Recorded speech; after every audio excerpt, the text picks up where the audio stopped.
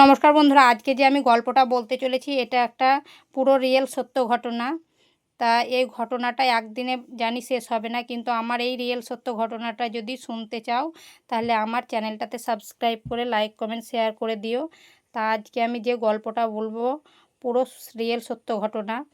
সালটা তখন 1968 সাল। এক মহিলার 3টে কন্যা সন্তান হয়। এই কন্যা সন্তান হওয়ার কারণে পাড়ার লোকেও তার দাদু ঠাম্মারা অনেক শাশুড়ি শ্বশুর সবাই কথা শোনায় তার নাকি আর পুত্র সন্তান হবে না। তা যাই হোক, 4 নম্বর যখন সন্তান হয় তখন তার একটা পুত্র সন্তান হয়। এইভাবেই মেয়ে ছেলে সবাই বেড়ে উঠছিল। উঠতে উঠতে তখনকার দিনে যে ঘটনা হলো, বাবাদের মেয়েদেরকে ছোট অবস্থাতেই বিয়ে দিতে হবে। পড়ালেখা অতটা করায়নি, কিন্তু সবাই একাডুকু একটু একটু করেছিল।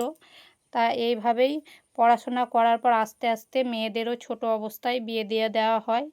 তারপরে তখন সে পুত্র সন্তানের মানে একটা ইচ্ছা জাগে যে আর যাই হোক সে পড়াশোনা করবে। তা বাবাদের ইচ্ছে তখনকার দিনে ছিল যে ছেলে সন্তান হয়েছে মানে সংসারের হাল ধরবে আর চাষবাস করবে, মাঠ ঘাটে ব্যবসা বাণিজ্য করবে এরকম। কিন্তু ছেলে লেখাপড়া করবে এরকম তাদের মনোভাবটা কমই ছিল।